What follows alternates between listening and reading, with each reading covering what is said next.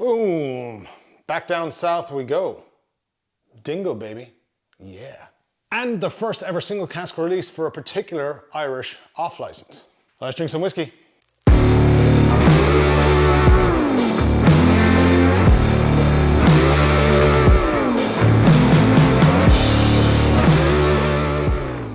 Welcome to Whisky and Whisky. I'm the Whiskey Chaser Brian, drinking fresh and new whiskies from Christy's bar here in Kilkenny City.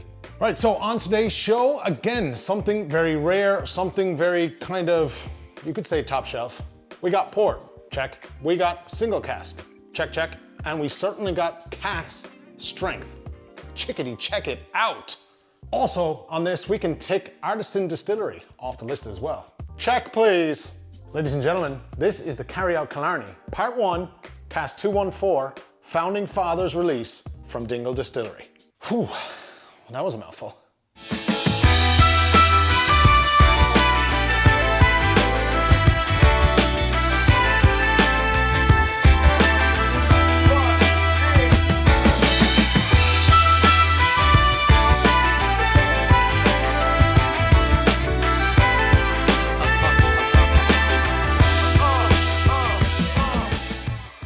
Recently enough, I did a lovely little video on a brand new core range release that was the first of its kind from Dingle Distillery. I'll link that over here somewhere.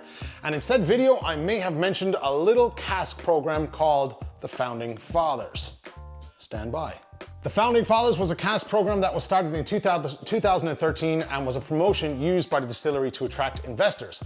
The distillery offered the first 500 special casks to whiskey lovers, investors, and connoisseurs.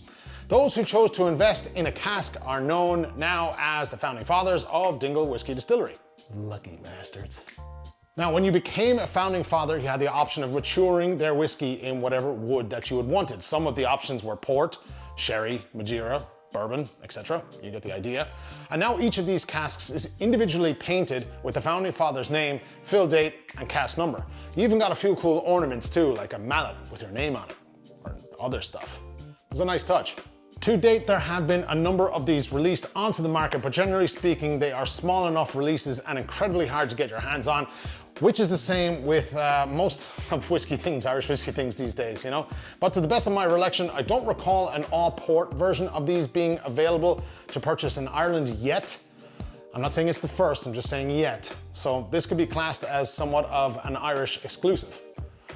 Like I said, I do believe there was an all-port Founding Fathers release somewhere in Austria, or I think something like that. Look, if you know that, let me know the details down in the comment section. Since the Founding Fathers cask program, there have been two others. One called the Sons and Daughters releases, which were used to fill 25-litre blood tubs, to the best of my limited knowledge. And the newest one is called the Descendants of Dingle, which was limited to 100 casks, and that's closed. Look, you gotta have the bling bling if you wanna go in and invest on these single cask programs. They can run into seriously high numbers, and you really would want to have a good idea of what you're doing, or even a decent knowledge around whiskey. Because as good as an investment this can be, there is no guarantee that a whiskey will make the trip properly in a cask. So yeah, a total gamble. And the Founding Fathers release was about a €6,000 gamble, depending on the cask selection. But I mean, for the port and sherry, I believe it was around 6,300 or 6,100 euros-ish. Enter Carry Out Killarney. In case you've been living under a rock here in Ireland, or for those that are not from Ireland, Carry Out are a franchised off-licensed premises, or liquor store, if you will. The single cask represents the first ever single cask release under the Carry Out name, and the Killarney part here. Well, look, they are somewhat of a specialist in the field of Irish whiskey. The head honcho and top dog down there is John Fleming, and I'm putting it to you like this. The man has the hookups. If you want something or need a rare bottle, 9 times out of 10, John is your man and can make things happen. His reach is wide in the whiskey world, and he has his hand in a lot of pies, so to speak. 19 years in the off-license business will do that. I'm not even joking when I say that. Seriously, you have to watch this space. And I can't say much more than that, but watch this space, seriously. But John's a great guy to know, and a great guy to operate, and a great guy to drink with, because if you get him oiled up enough, he'll actually end up buying you drinks all night long. I'm only joking. Doesn't really happen like that. So to sum up, John's whiskey for passion is real, and he'll always try to help out a fellow enthusiast whenever and whichever way he can. I was delighted to see a cask like this be released under his watchful eye, so fair play to everyone involved, and also those behind the scenes that made this happen. And you know who you are. Awesome job. To be fair, and I checked to see if I could mention this, and I got the green light. But John bought this cask off of John McDougall, or as some of us know him in the industry, Ian Garrett. And whatever the deal that was worked out, here we are. Fair play, lads. Well done. I think that's enough smoke blowing for one day. We should move on. Now, you may or may not have noticed that this bottle here says part 1. Right there. Interesting, like I said, you're going to want to keep an eye on the channel here and also on the Carryout Instagrams and socials. Link below. Now, very recently, as is within the last week of me doing this video, the disgorged cask of part 1 has been refilled in a local brewery in Kerry. And that release may or may not be seen in or around September. So again, watch this space. That cask then may be going on to do wondrous things down the line. Who knows? Also, the second part to this release is currently awaiting disgorging date, which is to be confirmed, but I can add that they are 2 blood tubs that come from a well-known southeastern distillery, Waterford. They're about 30 liters. Actually, they could be about 28 liters is what I'm told in size, but that part 2 will be coming very, very shortly. And because of the extremely tiny release size that is due, Carryout Killarney have decided to run a raffle to see who gets a chance to buy a bottle. Probably consider about 60 to 70 bottles for the part 2 release. Very minimal. Now, I can literally say absolutely no more about that at all, and my lips are sealed. Back to the part 1, shall we? So this bad boy, or girl, as it's 2021 and all here, this is cask number 214. Write that down. I think I've mentioned why.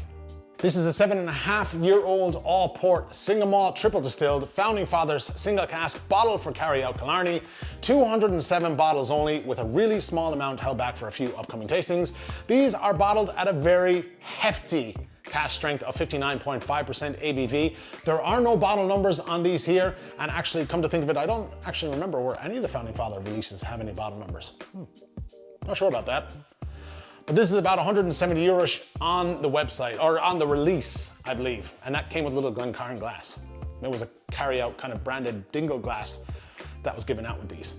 I don't have one yet because I'm somewhat of an impatient bastard. I wanted to get this video out as soon as possible, but John and Carryout has provided a picture of it, and it looks like this. Whoa, whoa, wee, whoa. And we pour. So this is now in the glass and soon to be in my belly, so you know what part comes next. Subscribing. Making sure you're subscribed is what comes next. I'm not doing this because I love whiskey or drinking on a Monday. All right, yeah, I do actually love both of those in equal amounts, to be fair, but this is more about bringing you guys the latest and greatest Irish whiskey releases that can be found. And it's a tough job. It is a tough job. But a subscribe, and like, a thumbs up, a follow, share with your grandfather, type of cult-like following would be most greatly appreciated. I don't think that's too much to ask for. Thank you. Oh yeah, and everything here I'm drinking or talking about, you can find links to below to all the relevant social media pages, and of course the distilleries, and even Christy's bar here, who happen to be the suppliers of this fine dram I'm talking about today. And lucky for you, it can be gotten by the dram here, for a small nominal fee, of course. You know, check them out in their links below though. Sound. Okay, we're going to get on to the juiciness of this release. If you don't know by now, I'm a total sucker for single malt, port finished Irish whiskey. The fact that it's DINGLE and cask strength is going to add to the loveliness, I'm sure. The most crucial part, let's have a little nose, shall we? So on the nose, straight away, you're gonna get a little bit of a touch distillate forward. It is a 7.5-year-old whiskey, you know, relatively young cask strength whiskeys. You've kind of come to expect that by now. But then behind that, then you have the hit of the orchard's fruit from the malt. There's a lot of spice here. A lot of spice. It's a bit of a beast, a spice beast. Again, high ABV, 59.9%. You know, in behind that, we're getting a little bit more of subtle kind of vanilla notes. Ooh. There's a hint of like sea salt. And now I know that sounds weird, but I'm getting a very, very slight hint of a brininess to it. Very, very subtle slight hint of a brininess, and then a kind of a strawberry sweetness note happening in behind it. As we said, you know, again, a lot of spice forward, like a white pepper kind of cinnamony spice, but only one thing left to do. Let's have a little up. Sláinte. Wow, okay. Initial hit of spice and heat. Like an explosion of spice and heat. You have this opening up then a little bit. It's kind of like this real insane juicy cherry and strawberry sweetness that are mixed with the orchard fruits. And to be honest, that didn't shine through as much on the nose as it is on the palate. And I mean, that's, you know, I didn't get that. I mean, I'm getting way more of a juicier, sweeter, malty palate than I would on the nose. Maybe it's just because it's the cask strength. I should actually get some water and try and open this up. I'll have to sort that out now in a second, but I'm another little sup, just a small one. Got a lovely kind of woody notes at the back. The malt comes through, really showing off a nice, juicy single cask. I mean, it's, you know, it's good. The spice is kind of fading away slowly, but leaving a lovely, sweet mouth coating, combined with that white pepper spice. Got some hang time. That's a nice whiskey. I'm gonna get some water. I didn't bring any with me. Bear with me. A little bit of a water glass. This could be dodgy as fuck. No, we're just gonna go for it. Please God.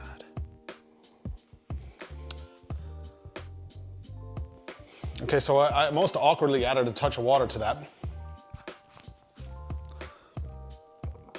Yeah, exactly what I thought. You're getting that spiciness and that blast of distillate coming all toned down now. You're getting way more of the cask coming through on it. Way more malty notes. Kind of that sweetness, a bit of vanilla then in behind it. Amazing what a drop of water does to a whiskey. It certainly opened it up a little bit more. Sláinte again. Oh yeah. You get a lot more of an idea now of what's going on there with the malt and the cask. That sweetness, still there, spiciness tapered off. Kind of tamed it a bit. Interesting. Fruity notes on the end. Nice still hang time, but you're getting more of the malty notes, the orchard fruits and the strawberries, kind of cherries, and that sweetness is hanging on a little bit more. It's not dominated by the kind of the heat.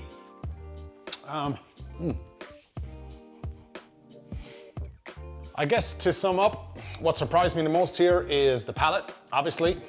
It does give off way more sweetness than the nose would suggest, but adding that drop of water kind of really does change the dynamic on the nose. You get a lot more of that port influence coming through on, for me anyway, more so on the palate, I would think, without adding the water. And that's just my opinion, but very bold, very in-your-face flavors once you get it going on the palate. But overall, a very nice job here. No bitterness to it.